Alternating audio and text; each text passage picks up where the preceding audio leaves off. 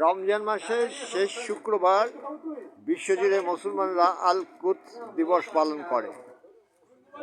রমজান মাসের শেষ শুক্রবার বিশ্বজুড়ে মুসলমানরা আল কুদস দিবস পালন করে। দিনটি মূলত ফিলিস্তিনের স্বাধীনতা ও জেরুজালেমের পবিত্র মসজিদুল আকসা রক্ষার আহ্বানের প্রতীক। মুসলিম বিশ্বের কাছে এটি কেবল একটি ঐতিহাসিক দিবস নয়, বরং ধর্মীয় অনুভূতি, ঐতিহাসিক স্মৃতি এবং ন্যায় বিচারের দাবির সঙ্গে গভীরভাবে যুক্ত। আল কুদস তথা মসজিদুল আকসা ফিলিস্তিনের জেরুজালেমে পবিত্র ভূমিতে অবস্থিত মসজিদ, যা বাইতুল মুকাদ্দাস নামে সুপরিচিত। কুদস অর্থ পবিত্র, বাইতুল মুকাদ্দাস তথা মসজিদুল আকসা মুসলমানদের কাছে অত্যন্ত সম্মানিত। প্রিয় নবীজি মিরাজের রাতে প্রথমে মসজিদুল হারাম থেকে মসজিদুল আকসা তথা বাইতুল মুকাদ্দাস সফর করেন, যা ইসরা নামে অভিহিত। সূরা 17 ইসরা আয়াত 1। হজরত ইব্রাহিম কর্তৃক কাবাঘর নির্মাণের 40 বছর পর তার দ্বিতীয় পুত্র হজরত ইসহাক আলাইহিসসালামের সন্তান হজরত ইয়াকুব আলাইহিসসালাম ফিলিস্তিনের জেরুজালেমে নামক স্থানে আল আকসা মসজিদটি নির্মাণ করেন। এরপর তার পুত্র হজরত ইউসুফ আলাইহিসসালামের বংশধর হজরত দাউদ আলাইহিসসালাম এর সন্তান হজরত সুলাইমান আলাইহিসসালাম তা পুনর্নির্মাণ করেন। তিনি রমজান মাসের শেষ শুক্রবার জেরুজালেম নগর উদ্বোধন করেন।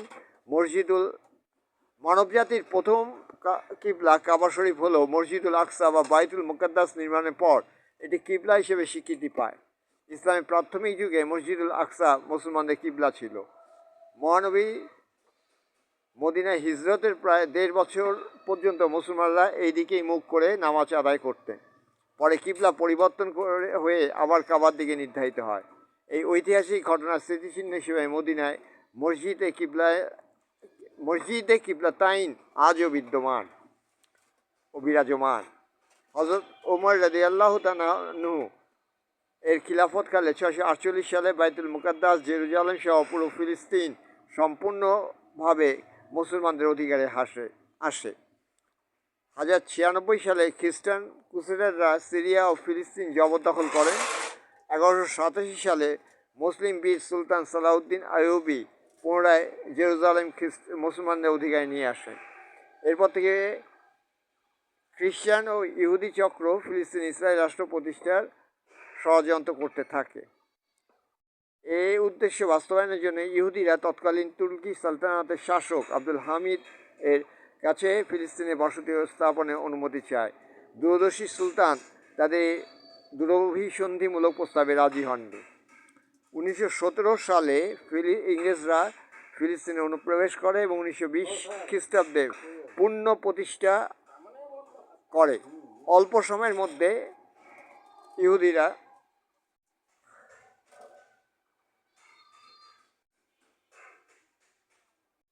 ফিলিস্তিনে স্থায়ীভাবে বসতি স্থাপন করে। ফিলিস্তিনের পবিত্র ভূমিতে ইহুদিদের সংখ্যা বাড়ার সঙ্গে সঙ্গে মুসলমানদের সঙ্গে রাজনৈতিক ও ধর্মীয় দাঙ্গা ঘটাতে থাকে।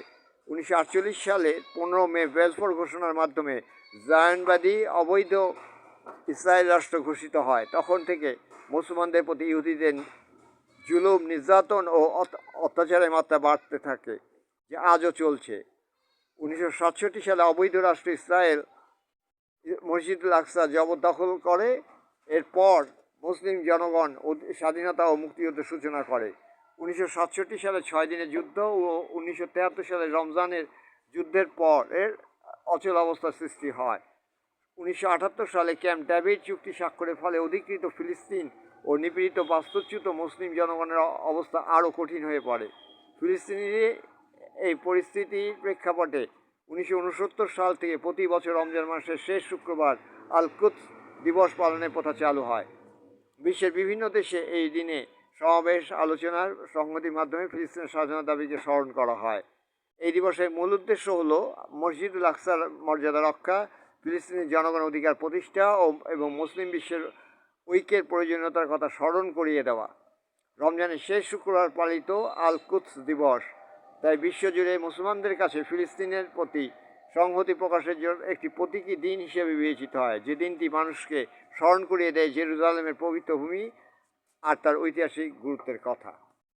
ধন্যবাদ, ধন্যবাদ, ধন্যবাদ হে বুড়াল বাগান। তোমাকে আজও ভুলিনি, আজও তোমার এখানে আসি, তোমাকে স্মরণ করি। চুম্মা।